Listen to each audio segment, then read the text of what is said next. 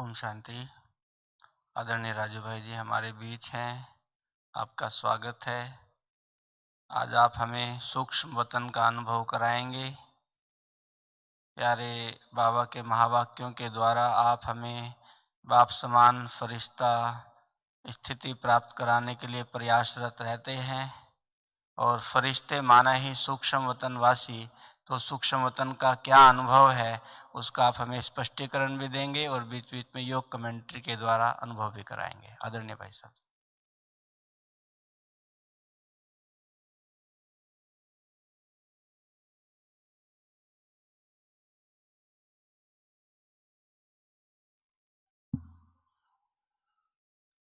ओम शांति, ओम शांति।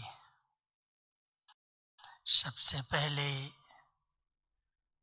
हम देश और विदेश के सभी भाई बहनों को आज के इस शुभ दिन की बहुत बहुत बधाई देते हैं। भारत में कई स्थानों पर आज के दिन को नए वर्ष के रूप में मनाते हैं। कई स्थानों पर गोवर्धन पूजा विशेष की जाती है। जैसे कल सभी ने दीपावली मनाई, सबको बधाइयाँ दी, ऐसे आज का भी दिन बहुत विशेष दिन है। और फिर कल भाई दूज का आत्मिक स्थिति में स्थित रहने का बहुत यादगार सुंदर पर्व है, जिसमें बहनें अपने भाइयों के मस्तक पर आत्म स्मृति का तिलक लगाती हैं। तो ऐसे त्योहार की सबको बहुत बहुत बधाई हो, बधाई हो। सूक्ष्म वतन जिसका राज संगम युग पर ही बाबा खोलते हैं। पूरे कल्प में सतयुग, त्रेता, द्वापर, कलयुग, चारों युगों में संगम युग का ज्ञान किसी भी युग में नहीं है। जब शिव बाबा को इस सृष्टि पर अवतरित होना, उन्हें नई दुनिया बनाने के लिए माध्यम की आवश्यकता पड़ती है, तो परम धाम घर से शिव बाबा जब इस धरा पर अवतरित होते हैं तो उसके पहले वो सूक्ष्म वतन की रचना करते हैं। क्योंकि बाबा को 3 कर्तव्य करने हैं। नई दुनिया की स्थापना का कार्य, पुरानी कलयुगी सृष्टि के महाविनाश का कार्य और आने वाली दुनिया की स्थापना का कार्य। ये 3 कार्य करने के लिए सूक्ष्म वतन सबसे पहले बाबा निर्माण करते। सूक्ष्म वतन को बाबा ने पहले कोई भी मुरलियों में स्पष्ट नहीं किया, लेकिन जब दिव्य दृष्टि का वरदान कुछ बहनों को मिला और बहनें जब ट्रांस में जाने लगी, तो उन्होंने वतन का, अव्यक्त वतन का बहुत सुंदर दृश्य वर्णन किया करके और उसको नाम दिया चंद्रलोक। सूक्ष्म वतन जिसको बाबा ने बाद में कहा, उसको संदेशियों ने अपनी भाषा में कहा कि वहाँ तो सैकड़ों चांद खिले हुए हैं और उस चांद की चांदनी इतनी सुंदर शीतल है, इसलिए वो चंद्रलोक है। और जब परमधाम घर के अनुभव दिव्य दृष्टि से उन्होंने किए, देखे, तो उस वतन को उन्होंने नाम दिया सूर्यलोक। और सूर्य की गोल्डन रोशनी है, सूर्य का प्रकाश है। ऐसी दुनिया को उन्होंने सूर्यलोक कहा और अव्यक्त वतन, सूक्ष्म वतन को चंद्रलोक कहा। जब वो संदेशियाँ, छोटी छोटी बच्चियाँ, जैसे दादी हमारी गुलजार दादी जी 9 साल की, संदेश ट्रांस का पाठ मिला, ऐसे ही कमल सुंदरी दादी, संदेशी दादी और कई दादियाँ थीं। उस समय छोटे थे लेकिन सब ट्रांस में जाते थे और वहाँ के बड़े सुंदर सुंदर अनुभव जो दिव्य दृष्टि से देखते थे उनका वर्णन करते थे। बाबा को नहीं बताते थे, लेकिन मम्मा को और कुछ मुख्य दादियों को वो आकर के ऊपर का दृश्य सुनाती थी आके। तो गुलजार दादी ने सबसे पहले बाबा को देखा, संपूर्ण ब्रह्मा को, और ऊपर से जब वतन से आई तो वर्णन किया। दादियों ने पूछा तुमने क्या देखा? तो वो डर गई कि यहाँ पर जो बाबा है वही बाबा ऊपर भी दिखाई देता है, वो कौन है आखिर? तो बाबा ने कहा जाओ बच्चे उससे पूछ करके आओ तुम कौन हो। गुलजार दादी अनुभव सुनाती हैं, बाबा ने जब मुझे वतन में भेजा कि जाओ उससे पूछो तो कौन हो तुम। तो जब दादी वतन में गई और बाबा से पूछा, अव्यक्त बाबा से, ब्रह्मा बाबा से, आप कौन हैं? बाबा तुम्हारा नीचे साकार वतन में है। तब बाबा की तरफ से आवाज आई कि यही ब्रह्मा जब संपूर्ण फरिश्ता बनते हैं तो ये अव्यक्त फरिश्ता संपूर्ण ब्रह्मा है, वो संपूर्णता का स्वरूप है और ये पुरुषार्थी स्वरूप है।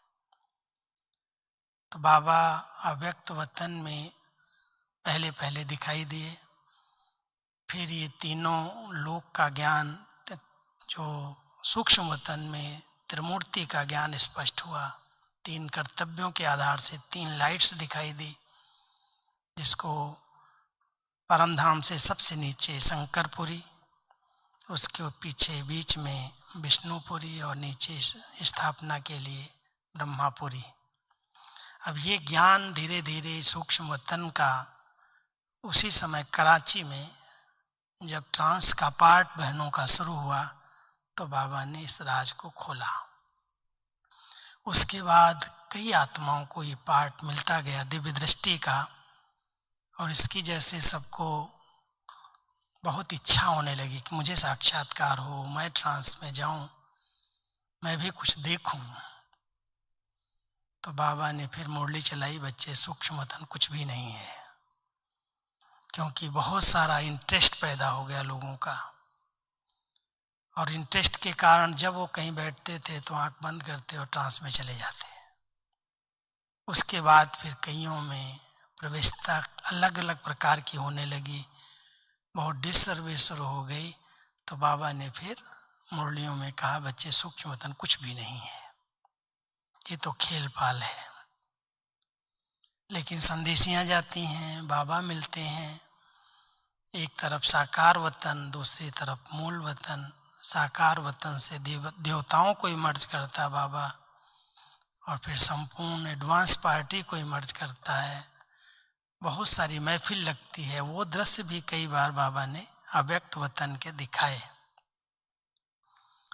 धीरे धीरे और स्पष्ट किया कि सूक्ष्म वतन की कारोबार कैसे चलती है, क्योंकि आज जब बाबा संपूर्ण बने, अव्यक्त हुए, तो इतने वर्षों से आज 50 साल पूरे हो गए।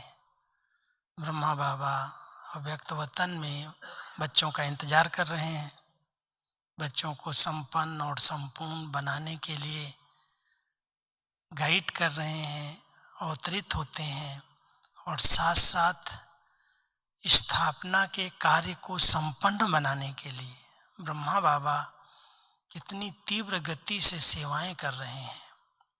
और उनका वायदा है साथ चलेंगे, साथ राज्य में आएंगे।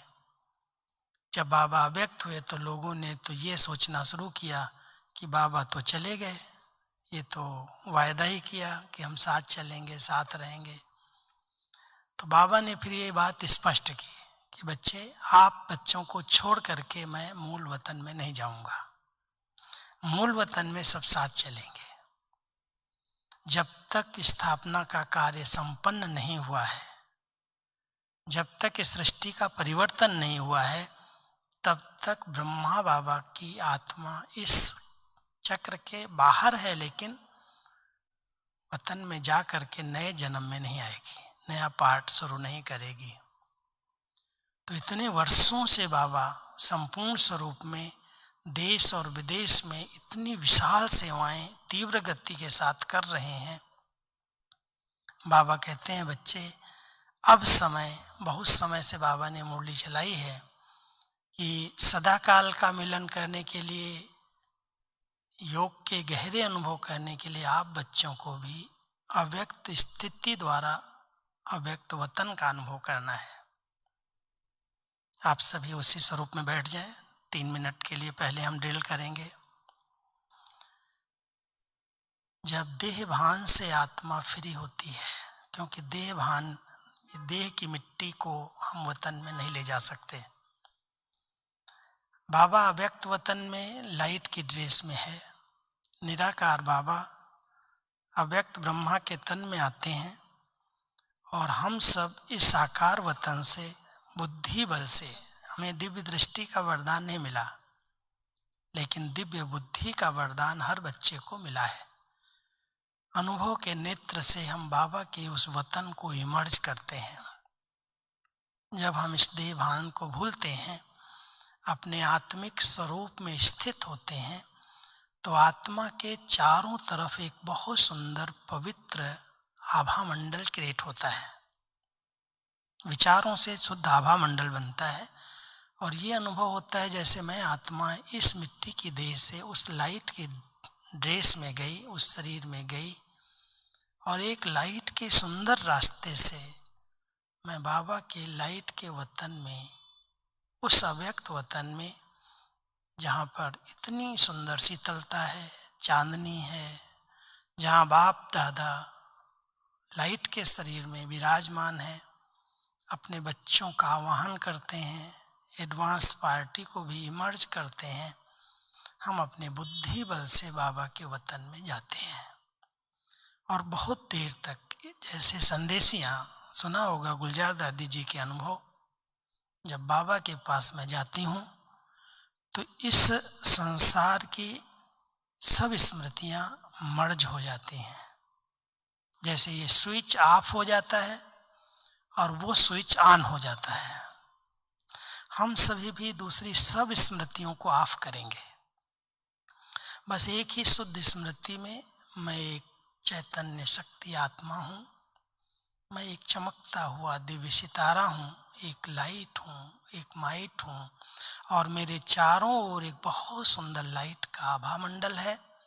लाइट के सूक्ष्म शरीर से, उस फरिश्ते ड्रेस से मैं आत्मा इस साकार वतन को छोड़ इस सूर्य चांद तारागणों की दुनिया से पार अपने उस लाइट के वतन में बाप दादा के सन्मुख विराजमान हूँ। ये चिंतन करते करते बाबा की दृष्टि का, बाबा की सकाश का, बाबा के वरदानी हस्त का अनुभव करेंगे और अपने उसी फरिश्ते स्वरूप से अव्यक्त मिलन मनाएंगे।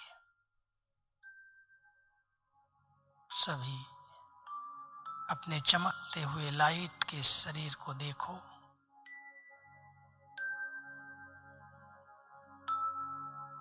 उस लाइट के शरीर में प्रवेश कर मैं आत्मा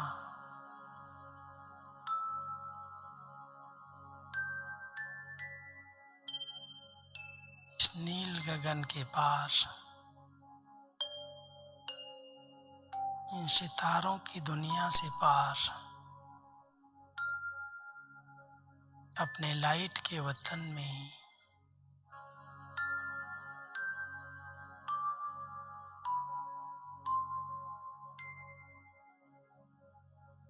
अव्यक्त स्वरूप में बाप दादा के सन्मुख विराजमान हूँ।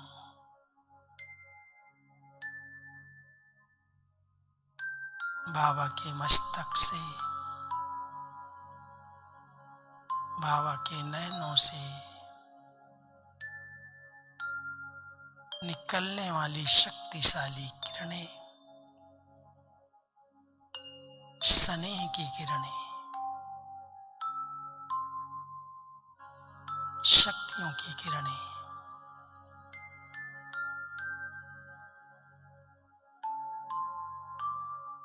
मुझ आत्मा को समान भाव का वरदान दे रही हैं।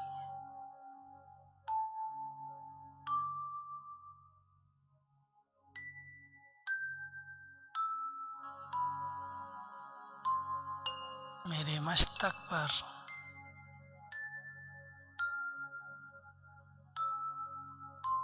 बाबा ने अपना वरदानी हाथ रखकर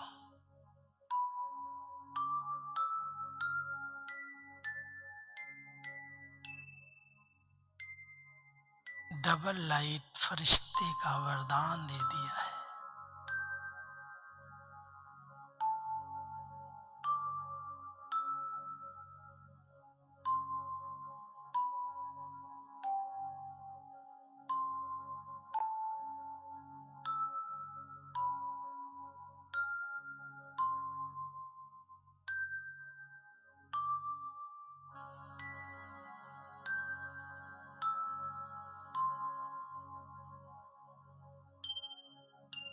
मैं बाबा की सर्व शक्तियों से संपन्न बन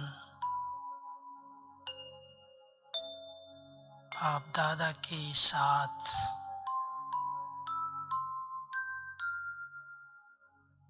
एक ऊंचे स्थान से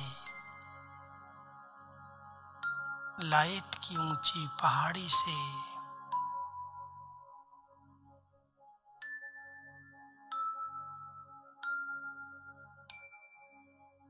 मैं इस सृष्टि ग्लोब को देख रहा हूँ।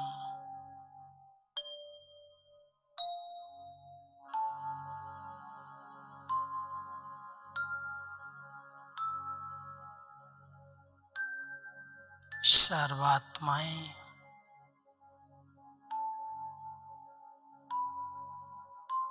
सुख शांति की प्यासी आत्माएं जो अपने इष्ट देव को पुकार रही हैं, मैं फरिश्ता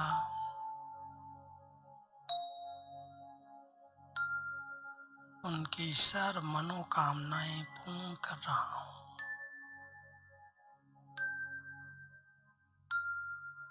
मेरे पवित्र वाइब्रेशन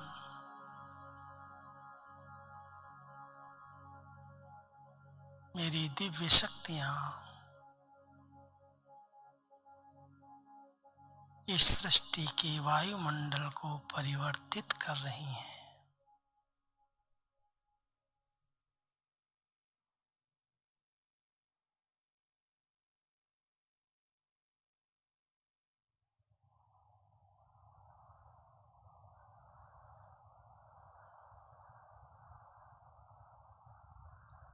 सर्वात्माओं को सहारे का अनुभव हो रहा है।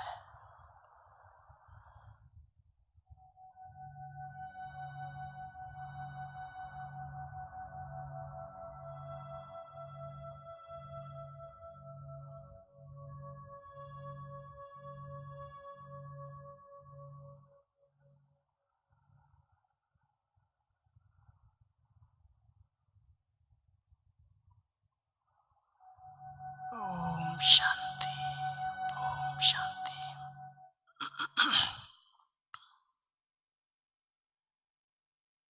इस अव्यक्त वतन के अनुभव के लिए हमें आज की मुरली की विशेष स्टडी करनी है।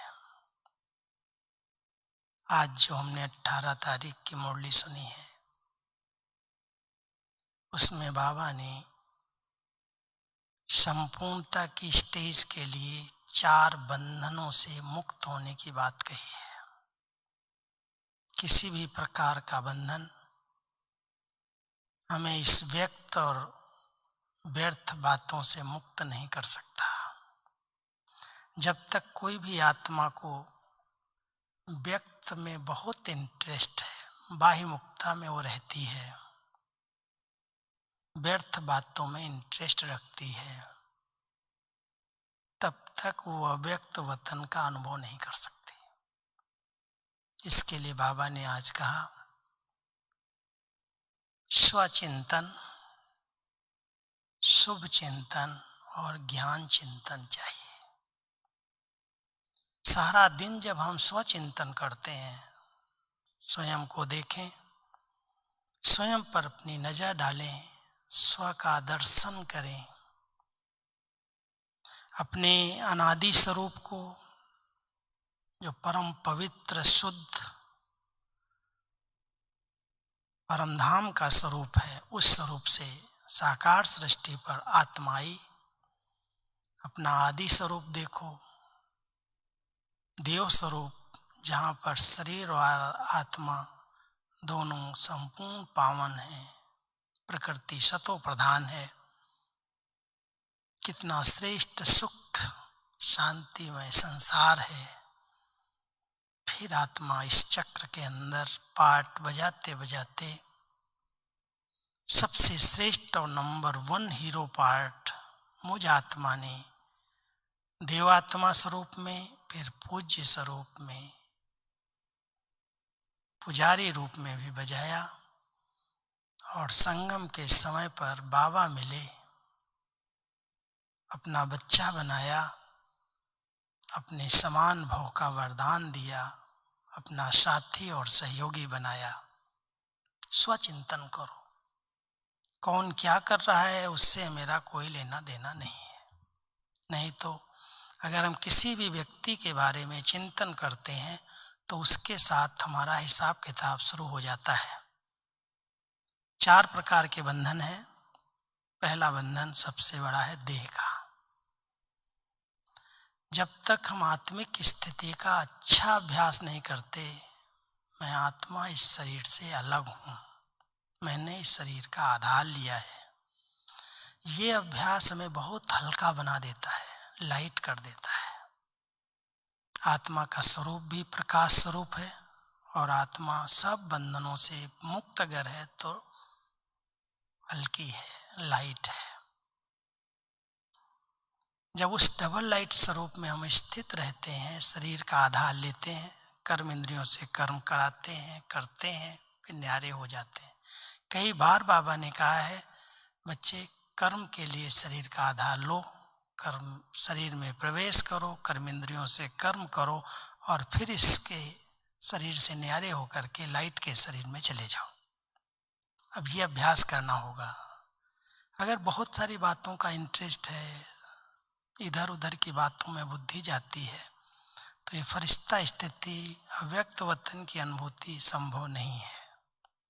क्योंकि अव्यक्त वतन की सारी कारोबार, कई बार बाबा ने कहा है, इस दुनिया में जैसे वायरलेस की सिस्टम है, वायरलेस से आज हम यहाँ से कहाँ कहाँ पहुँच रहे हैं पूरे विश्व के अंदर। अव्यक्त वतन की कारोबार वॉइसलेस स्थिति के आधार से चलती है। जितना आत्मा वॉइसलेस माना संपूर्ण पवित्र है, स्वच्छ है, न देह का बंधन है, न कोई संस्कारों का बंधन है, न संबंधों का बंधन है, न किसी व्याधि का बंधन है। आज बाबा ने खास कहा, व्याधि आना अलग बात है, लेकिन व्याधि आत्मा को अपनी ओर खींचे नहीं।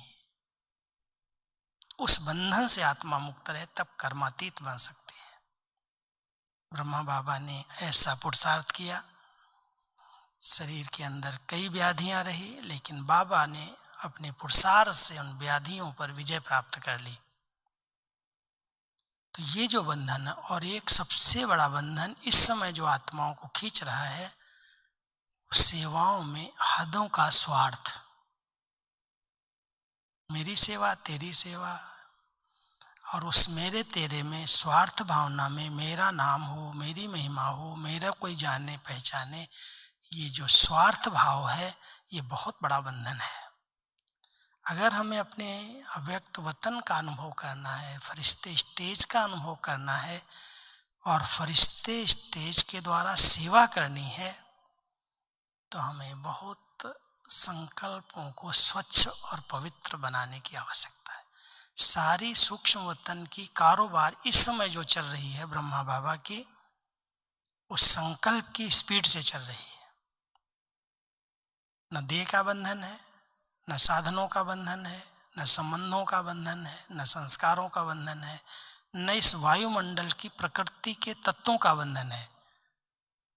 तब ब्रह्मा बाबा के साथी बनकर के कंबाइंड होकर के पूरे विश्व के बच्चों की पालना कर रहे हैं। हम सब बच्चों को कहते हैं, बच्चे क्या आप इस साकार सृष्टि में रहते हुए मेरे को इस सेवा में मदद कर सकते हो? बहुत बड़ी सेवा है। साकार में रहते हुए हम आत्माएं जितना कर्म इंद्रिय जीत, जितना प्रकृति जीत, जितना माया जीत बनती जाती हैं, उतना बाबा के इस नए विश्व की स्थापना में हम सबका बहुत बड़ा योगदान है। इसलिए बाबा कहता, बच्चे विश्व परिवर्तन का कार्य कोई छोटा कार्य नहीं है, आप बच्चों पर बहुत बड़ी जवाबदारी है। और जवाबदार बच्चे छोटी छोटी बातों में अगर उलझे हुए हैं, तेरे मेरे की हदों में फंसे हुए हैं, शरीर से ही मुक्त नहीं हो पाते, व्यर्थ बातों से मुक्त हो नहीं पाते, तो अव्यक्त स्थिति कैसे बनेगी, अव्यक्त वतन का अनुभव कैसे होगा, फरिश्ते स्वरूप द्वारा सेवा कैसे होगी। हम सबको अब समय अनुसार ये जो समय चल रहा है, एक तरफ सबके हिसाब किताब चुकते होने का समय है, वो भी हम सब जानते हैं।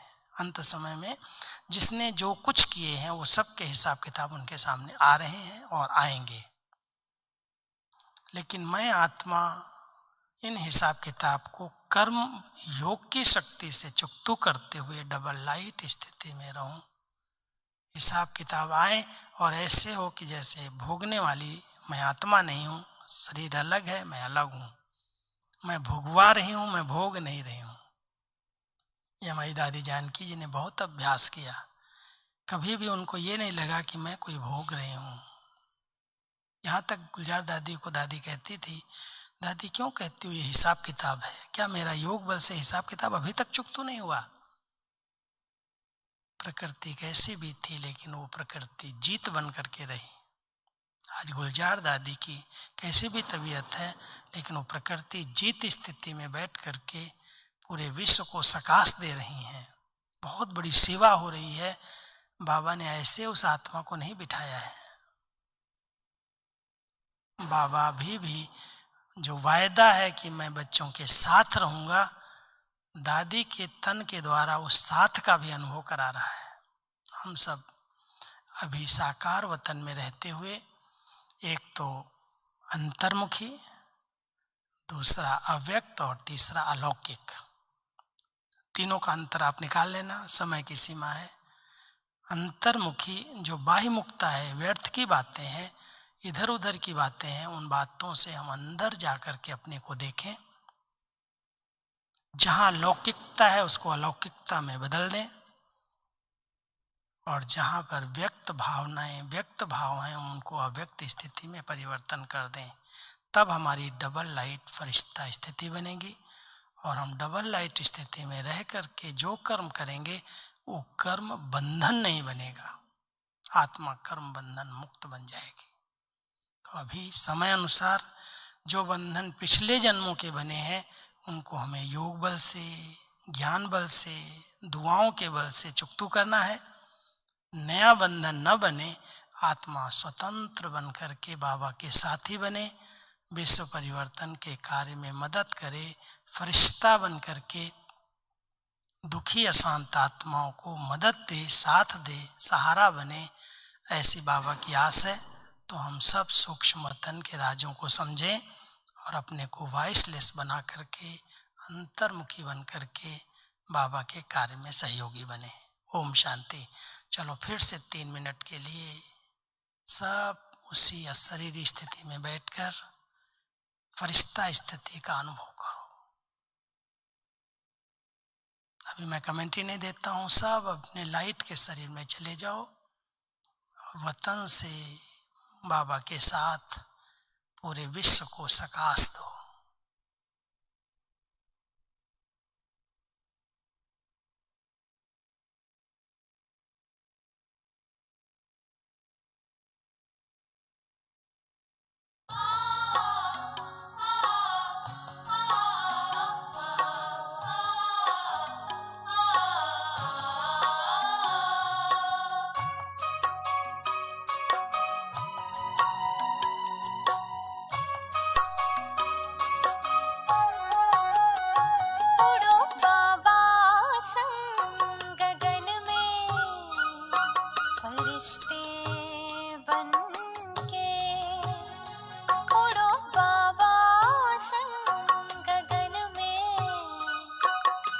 फरिश्ते बनके जग की